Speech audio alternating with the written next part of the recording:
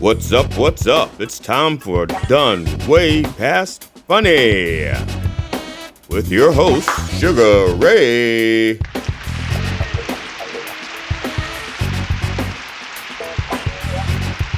And GD Fenderson.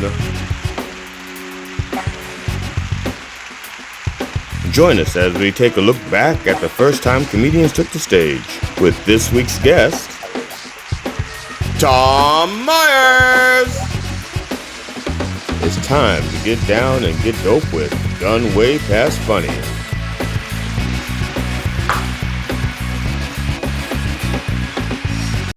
Hi, I'm GD Fenderson, certified forensic humorist and co-host of Done Way Past Funny. This is part 2 of our 3-part interview with Tom Myers, comedian and host of the Tom Myers versus the Rest of the World podcast.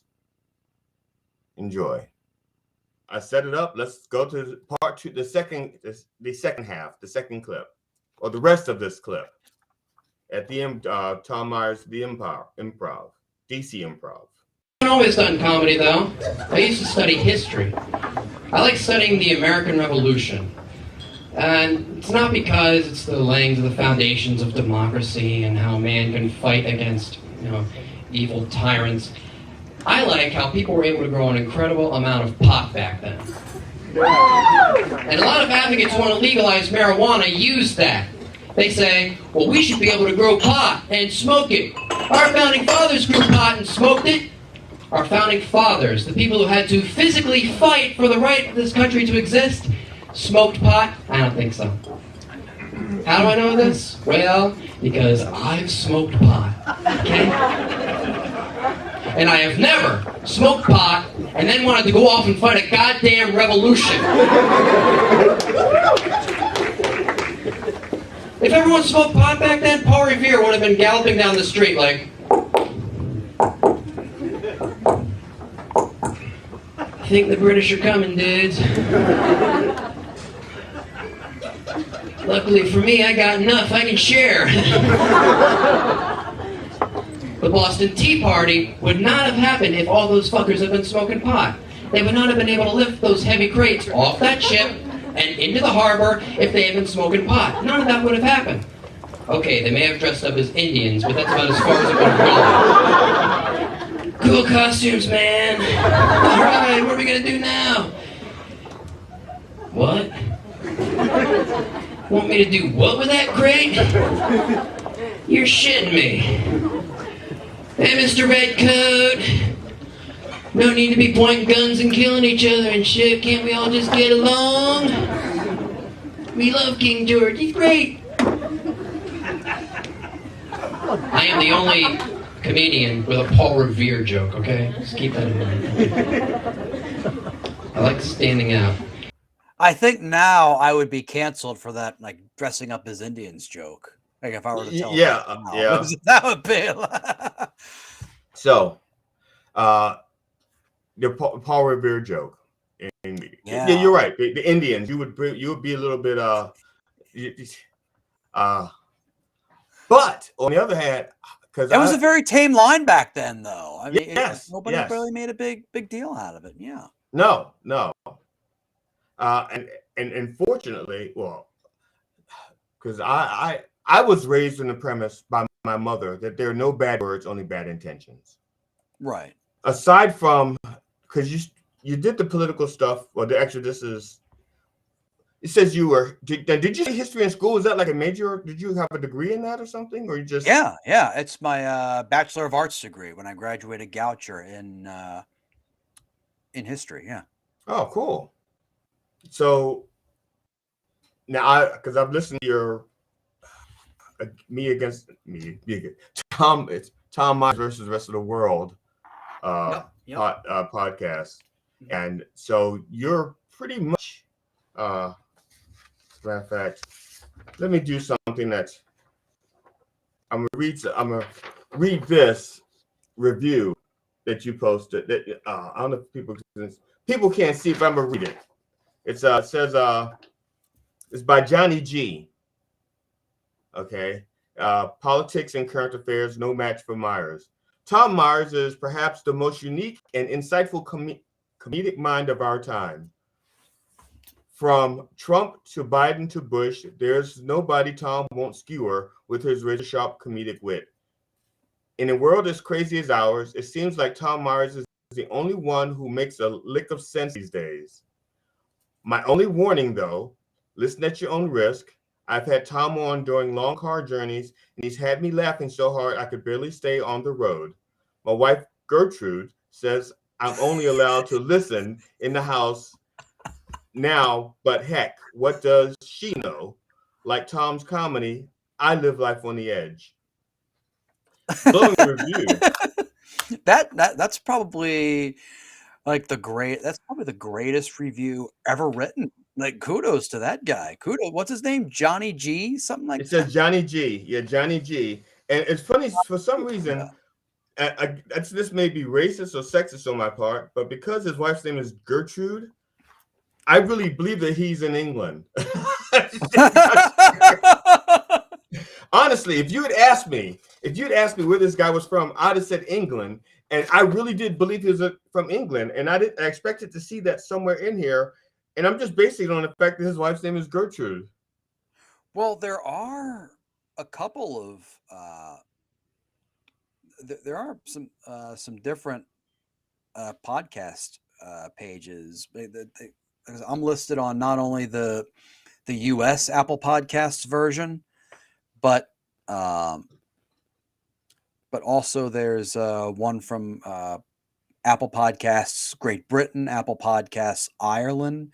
Those have some reviews on there as well, and then also Apple Podcasts Spain and Germany. Those are the ones that I was able to find. I Googled them because I had absolutely nothing better to do. So it could very well be off of one of those international sites, like the England or the Ireland one, maybe. Now, the best compliment that I've ever received was I got a letter from a guy in Israel, and and I said a letter as an email. I said letter because I read it, and it was an email from a guy in Israel. It was and a missive. He was teaching.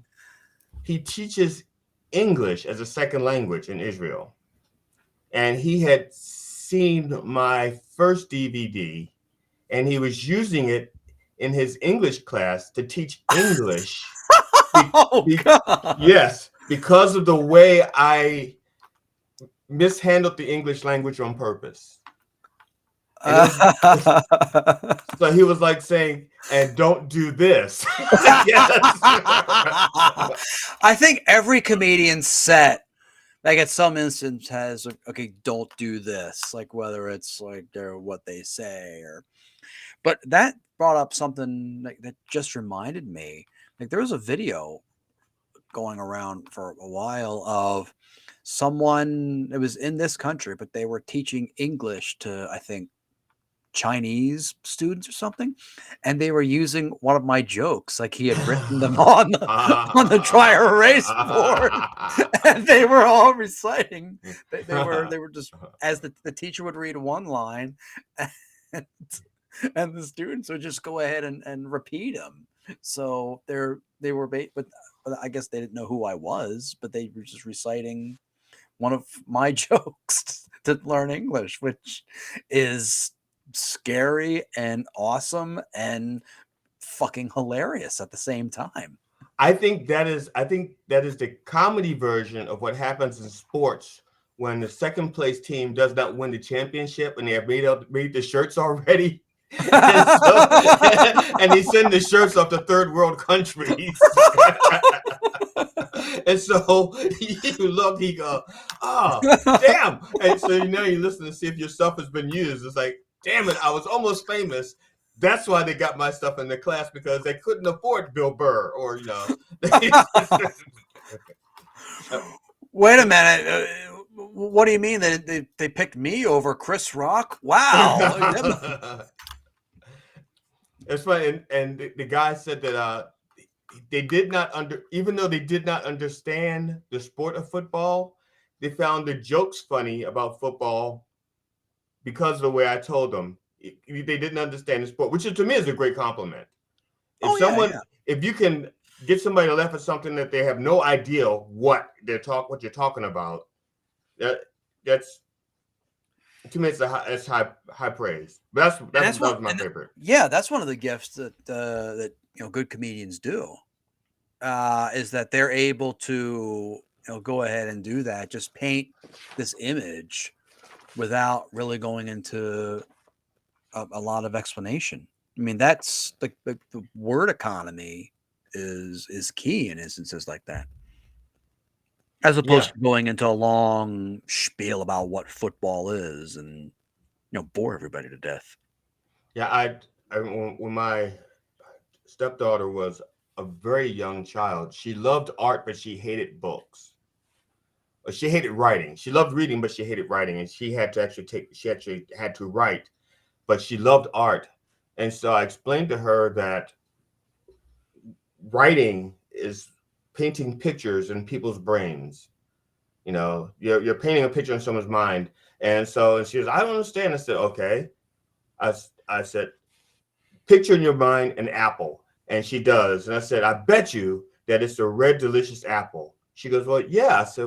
I said, how did you know? I said, because that is what most people think. I said, now I'm going to tell you about my apple. And I told her about the green apple that's half bitten and is now browning on the inside because the oxidation, and you can see half a seed, and I explained, I said, and now that is the apple that's in your head. And I put that there. And after that, she's like, I love writing because I can put pictures in your head. Yeah. I mean, it's kind of the same thing with stand-up. It's just I heard one comedian go ahead and say it's just coming up with a punchline is just thinking of a surprising way for a sentence to end. I'm gonna put the third. I'm gonna put the third. Yeah, let's do that. Yeah, put the third clip in. Let's roll. Yep. That's some other stuff I was going to talk about. Oh yeah, just a quick poll in here. Who in here did not vote for George Bush? By a round of applause.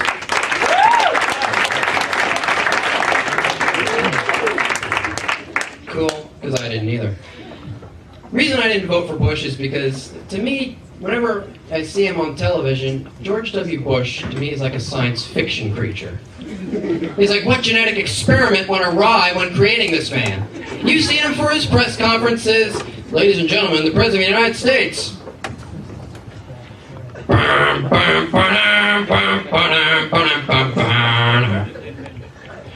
My fellow Americans, I'm pleased to announce that all the unemployed people in this country are going to be getting jobs, and now we just have to create them.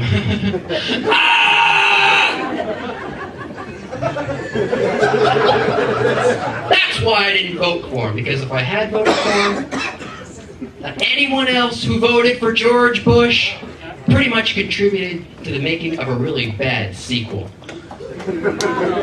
Ladies and gentlemen, The President, Part 2.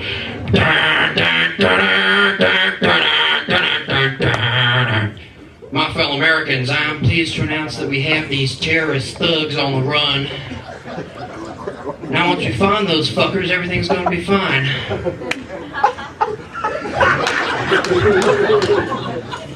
The President, Part 2. In theaters for 4 more fucking years. God damn it.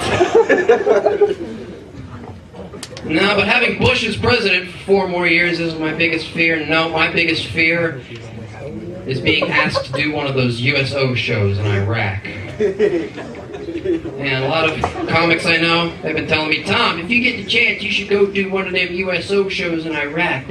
Those are terrific, man. No, I'm not going to Iraq, man.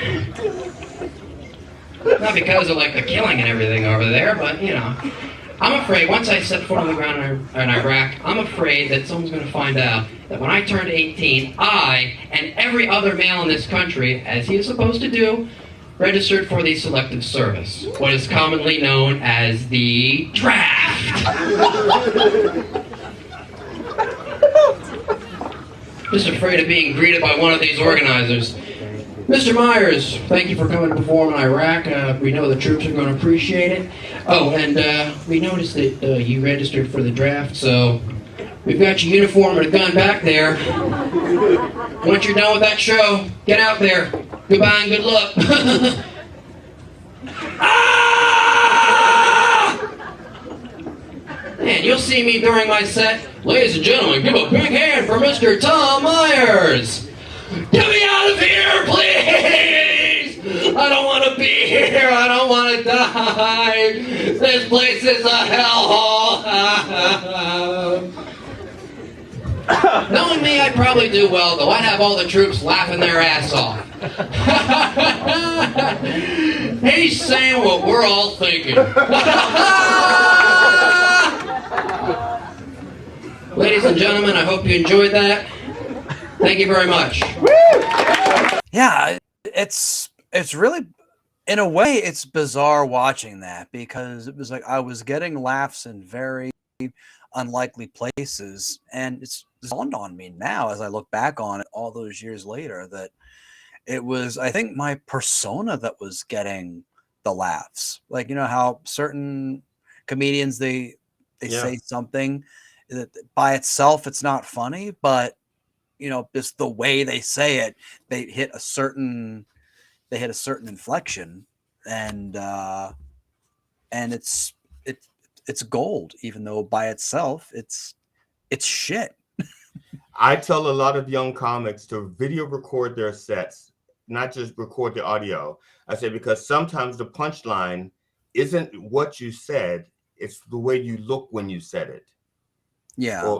And so that's, I tell young comics that, when I say all the time, I mean, as recently as last Friday, when I actually did an open mic last Friday. This young kid, oh my God, he was 18 years old, a freshman in college, and he was so fucking good. At 18, I mean, he was good. I mean, you gotta be fucking kidding me. 18 years old. The advantages they have, the youth have, is that they have access to so much information that they can assimilate if they're lucky, if they want to, that they could actually become like a full-fledged grown-up comic without the experience, but the technique. They have the technique, and actually, if not the technique, there's still a lot of drugs available. So I mean, they get that lifestyle available. Yeah. So who was your influences? I mean, who did you listen to, and did you? Because by this time you've already done it for 4 years, and according to Christopher Titus, our writing kicks in at 3 years. So you're like a year beyond that. So who were your influences? And by the time you did this, were they still an influence? I think at that time I had gotten like really heavily into Bill Hicks, because I've listened to him a lot when I first started, and there's a lot of sort of the Bill Hicks influence. Like maybe some, I picked up some of his cadences, some of the way he spoke, and didn't even realize it at the time. And I think the impressions, I had gotten into Richard Belzer, because he played a cop on the show Homicide, which is set in Baltimore. And because it was set in Baltimore, I watched it religiously, and he somehow became one of my favorite characters, Belzer's character. And when I found out he was a stand-up comic, I listened to some of his stuff, and it was mostly impressions. That's how I picked up, because I used to do a lot of impressions in my act, not so much anymore.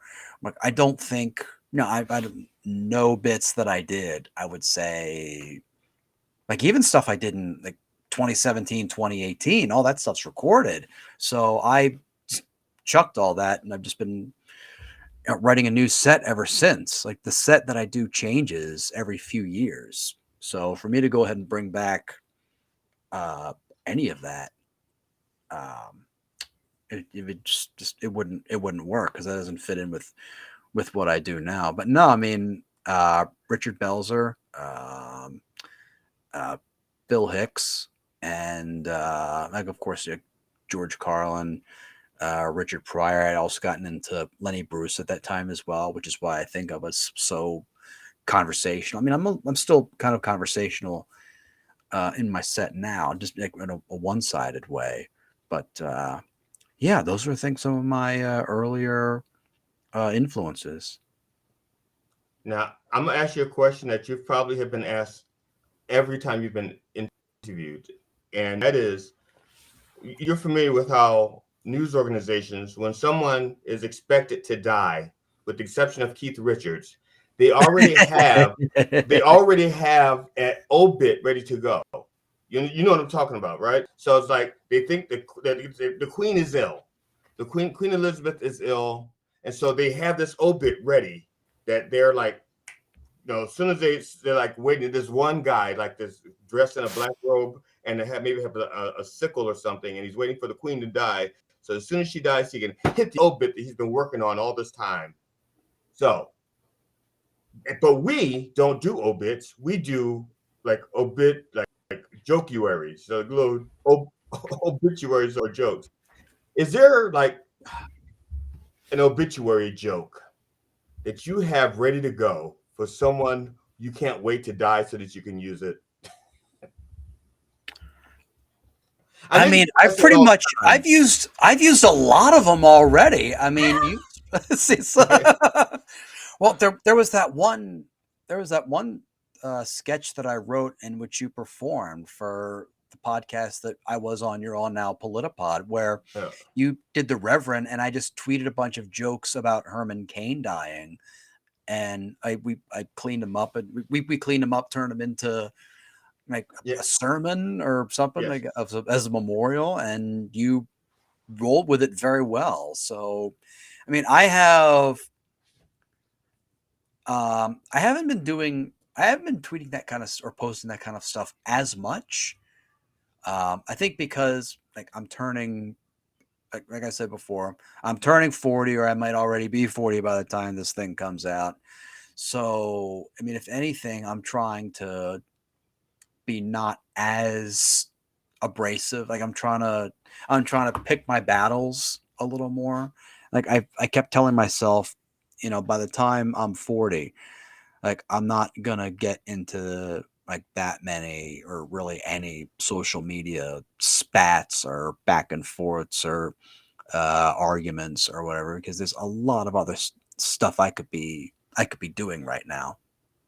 Now, do you have a crossover following from the people who follow you from your stage performances, as opposed to people who follow you for your podcast? Or do you have a big crossover there, or are they the same people who follow you both places, or is like the people who like you on stage, but they don't like you when you're doing this podcast shit?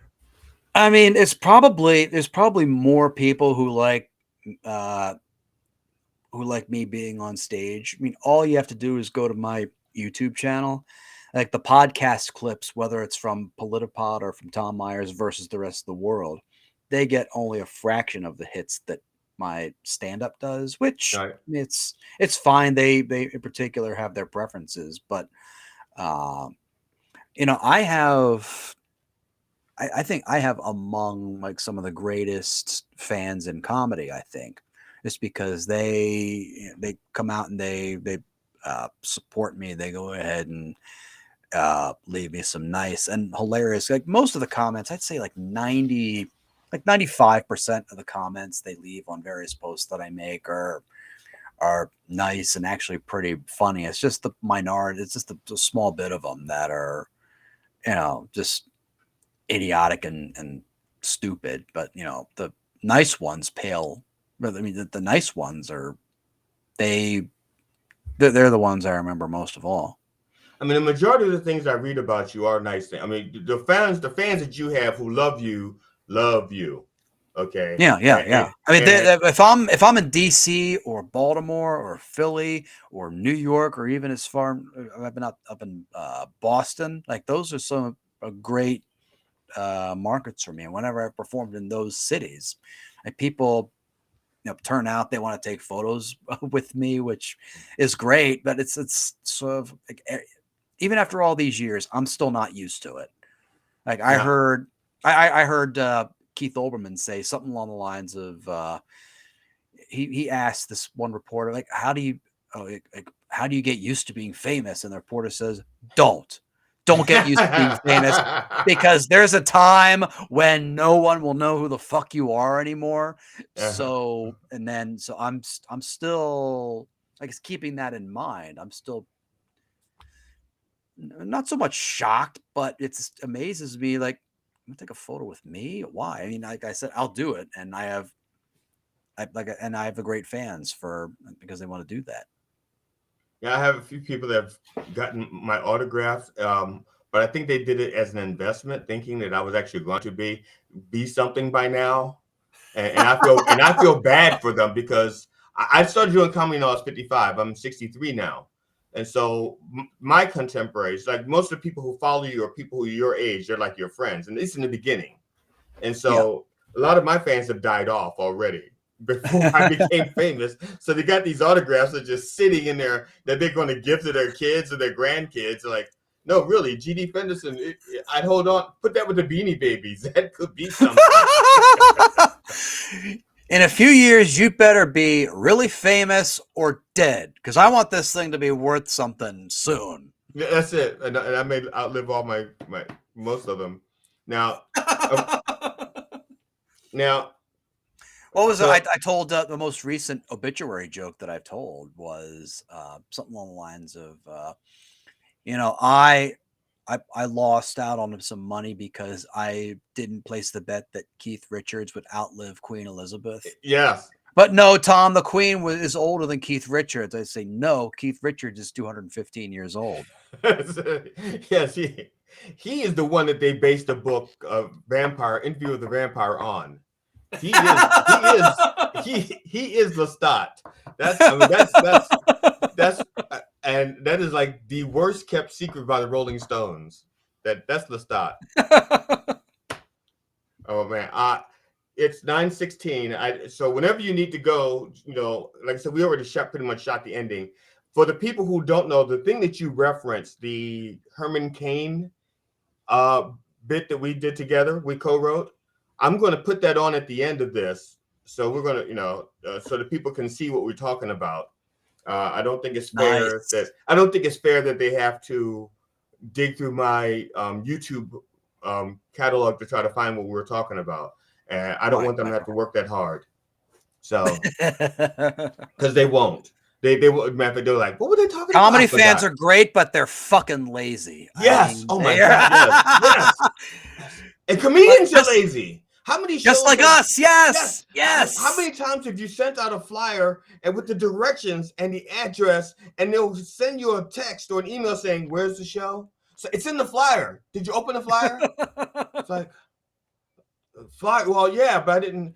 All I saw were the faces. Did you scroll down to the bottom of the page where the address is?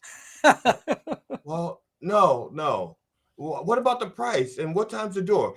Look, okay. Scroll down, and once you see the address, scroll below the address, you'll see the time. And scroll below the time, you'll see the price. Lazy fucking people. That's why whenever I post stuff on social media, I just say, I'm doing this show, this night, this time, and then we have the luxury now where we can just go ahead and include like a ticket link or and they just click on anything now. So promotion it's still a bitch, but it gets somewhat easier to do. Well, I try when I promote shows, I try to make it as easy as possible for people. But now I've come to the conclusion that yes, most people are lazy. So as far as I am concerned, people come in two groups. The people who are too lazy to click on something to find out where my shows are, and the people who just don't want to see me. And they go, I didn't get the link. I said, you got the fucking link. I got the receipt that you opened it. Don't lie to me. Just say you don't want to see me. You're not going to hurt my feelings. I said, you can't hurt my feelings. I'm a fucking comedian. I don't expect everybody to like me. Oh, I'm sorry. You think you're hurting my feelings? Wait till you see my Instagram DMs. Man, those will. I come to say, Now, see, you have a lot. I don't know how many followers you have. I don't keep track of how many followers I have because I lost a lot of followers when Trump became president because I did not realize how many of my fans were conservatives, and Wow. I made fun of whoever is in power, and Right. Right. whoever's doing the stupid shit. That's who I made fun of. And you do the same thing. I remember Mhm. you telling jokes about Clinton, Hillary. I mean, and some really like unsavory pussy jokes about Hillary Clinton. I think, or was it pussy joke? Yes, but it was but anyway. I never. Well, that's the thing. I never explicitly referenced it. Well, yes, I that's think true. That's the, true. You the, alluded to it. right. The only thing I said was like becoming an intern whenever Hillary Clinton became president, and Yes. people just kind of took it from there and said stuff that I never said. So Now that was on I the was just CD. That was on the CD after the one about pitchforks and something. I can't remember the titles. that I don't think that was ever on. I don't think that was ever on a CD. Um, no, that one was never on a CD. That's been Oh, floating okay. around. That's So I floating just around saw on you. So I just saw you do it.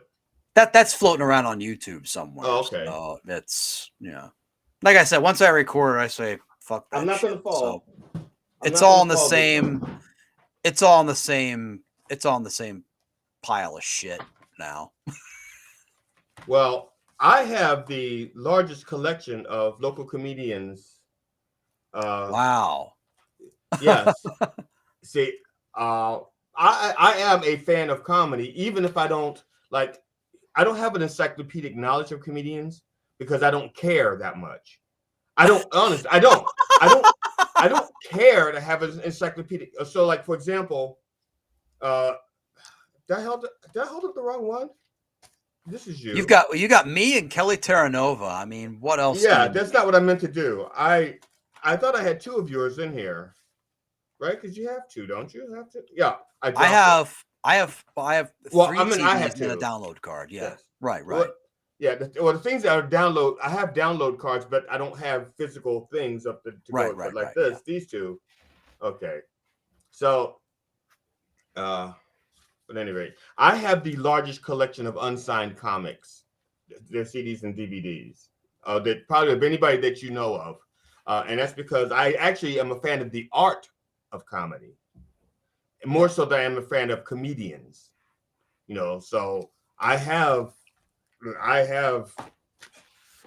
well, That's a wonderful backhanded compliment you just gave me there. thank you, and that's exactly the one I was going for. I was going for the backhanded compliment, but anyway, and also those are plugging those your best, material. those are the best kind. Yeah, I mean, I even have okay, forget that, fuck that. I'm not putting his stuff up because he doesn't. It's not that I'm okay. I'm not a bitter person. I mean, I'm not. I'm not a bitter person. Like a friend of mine, like I am. So go ahead. no, I'm not bitter, but I have, like I said, I have the biggest collection. I'm willing to bet I have the biggest collection of unsigned comic CDs, at least in our area, locally. Yeah. And now, and when I get them, I will post it on. Like you saw I did a meme and it just looked like I was masturbating, using the CDs to masturbate. I think it was okay. And that is what I was going for, to make it look like that. So I'm glad but you're the only one to get that. You're the only one that got that. And if I can find that meme, I will edit that in so people say, "What the fuck are you talking about?" So, but like I said, I don't have an encyclopedic knowledge of the comedian. So like, I couldn't remember the name of your CDs, but I know I'd like you. You understand what I'm saying? I know I'd like you, even if I can't remember the name of your joke. But then there's people who go like, "Well, Tom Myers, he had a CD of Pitchforks," and again, I just looked at it and I can't remember it. Pitchforks, right. And I can't remember. It's a long title, so yes, it's pitchforks, torches, and other random thoughts. Yeah, and then they'll start going off about what you did, and I don't care. I just know that I like you, and so right. and like if I have like the band, a band I like the Rolling Stones. Well, okay, I take that back. I like some of their stuff. I'm not a big Stones fan, but even bands like Earth, Wind and Fire, I love Earth, Wind and Fire. I cannot name any of their members of the group except for there's some guy named Maurice. I think Maurice White. And I could be wrong. Don't fact check me because I don't care about the individuals in the band. I like their music. And that's how I'm about comedy. I don't care about, I don't care about you, the comic. I care about your craft. So, like, I love your craft. I love what you do. But it just so happens that I like you as a person. So, but usually I don't like comedians as people. You did pass the fact check, by the way. There is a Maurice White in Earth, Wind, and Fire. So Oh, okay, cool. you're Thank good. you. Yep. Now, you just did something now. Have you now? Because I remember. I'm an antagonist. I said I'm almost 40. I want to get that out of my system. I was doing a show. I was headlining, and while I was doing early in my career, I did a lot of news-based stuff, because I wanted to be out there, but I did not want my real material that I was going to use for DVDs out there. I didn't want people hearing the good stuff. Well, not the good stuff. I didn't want people hearing the stuff that I was going to put on record on DVD before I did it. So I was trying to earn a name for myself. So I was doing like news stories and stuff. So while I'm doing the news story and making it funny, this guy is fact checking me on his phone. And I'd hear this. Yeah, I'm doing a set, and I'd hear this little voice this guy would go like, "That's right. He's right." And then he goes like, "That's right. Yeah." And so after like the third time, I said, "Excuse me, sir. If I wasn't right, I would not be up here saying this in front of everybody." I said, "I'm not that kind of comic. I'm not the comic where people will go like, so when Jesus was crucified at 36, it's like, no, it was 33 if you believe that thing. Okay. I don't believe, you know what I'm saying? I hate comedians that tell Well, you'd hate me because like if I'm at my wit's end and something like that happens, I'll just, because there was this one like young comic, she was doing something where she's talking about, and they had a president who died after 30 days. I think it was Franklin Pierce, and I had already listened to a bunch of like open micers just go on and on, so I just got out. It's William Henry Harrison. I just said, fuck this shit. I'm throwing you a lifeline. See, now that annoys me. It annoys me when comics do that. Not the part you just did. I mean, when they get their facts wrong, when they, and I will remind. I usually wait till the show is over to tell them, and I tell them, I said, look, here's the deal. Someone out there actually knows that information, and as soon as you get it wrong, you lost them, because they're in their brain, they start fact checking, and they're saying, I don't think that was right. I don't think they were. And you lost them. I said, get your shit together before you get up on the stage. If you're going to do history, I mean, you did Paul Revere. You didn't say, well, Paul Revere in 1774. It's like, no. See, it was like, you were smart enough not to do. I mean, it was the 18th of April in 75, I think, or 16th. It wasn't even Paul Revere who did it. It was someone else. His horse. No, some guy selling weed door to door. We saw it. We just saw some guy selling weed door to door. No, it was Mr. Hands. He time traveled, and then he made that video with the horse.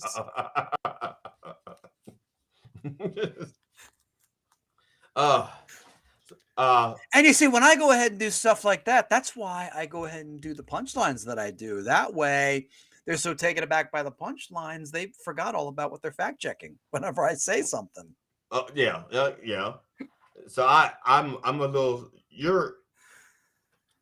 I forgot what I was gonna say, but it doesn't matter. It doesn't matter. One bestiality joke, I throw you off your game. Well, that's because one of my favorite topics.